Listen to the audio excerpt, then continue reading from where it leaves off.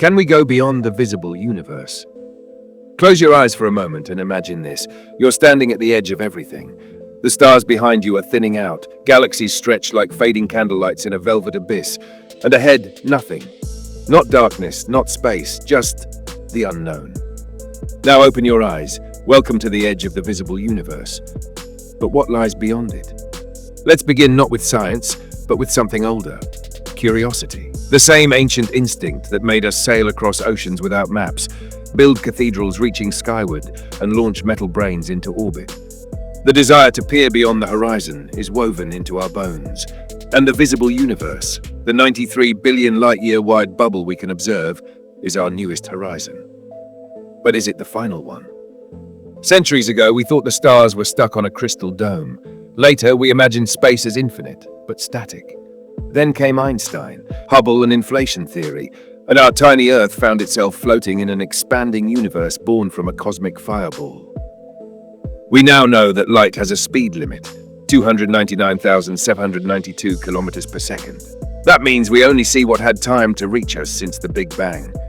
Everything beyond that distance remains cloaked, not because it doesn't exist, but because its light hasn't arrived, and may never. The visible universe is not the edge of existence. It's just the edge of our perception. But can we go beyond it?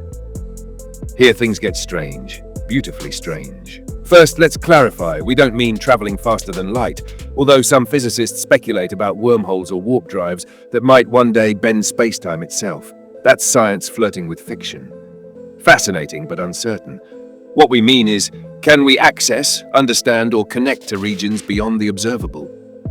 And that's where things get delightfully philosophical. Let's suppose there are galaxies beyond our reach, millions, billions of them, each with its own stars, planets, possibly life. They are real, just unknowable to us.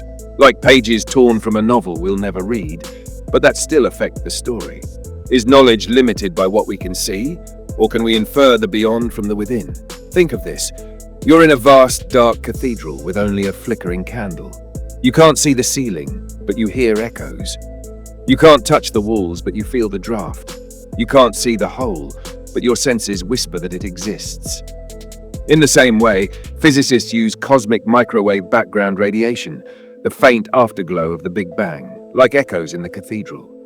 Its subtle fluctuations tell us about what might lie beyond, including possible variations in the curvature or topology of the universe. Some models suggest we live in a bubble universe, one of countless others, a multiverse. So can we go beyond the visible universe? Maybe we already are. Let me introduce you to the balloon analogy. Imagine ants crawling on the surface of a balloon. To them, the balloon is two-dimensional and the surface is all there is. But we, outside observers, see the third dimension. We see the curvature. We see the whole. Now imagine we are the ants. Our universe may be curved through dimensions we can't perceive.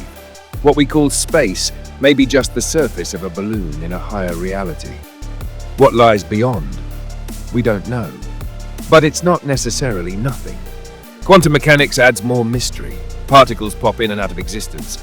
Entanglement connects particles across vast distances instantly, suggesting that the universe, visible or not, is more interconnected than we imagine.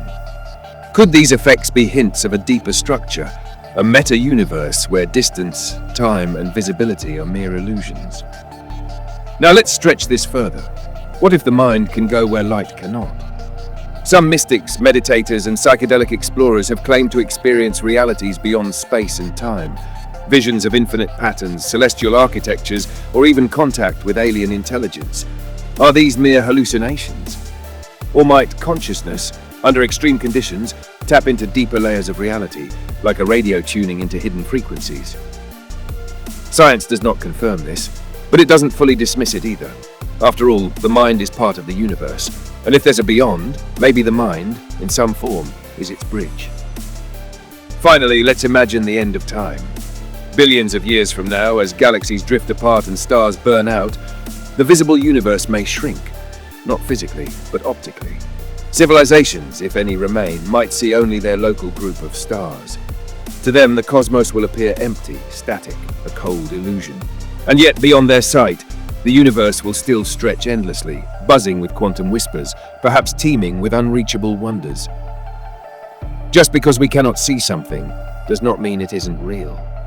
So again, can we go beyond the visible universe?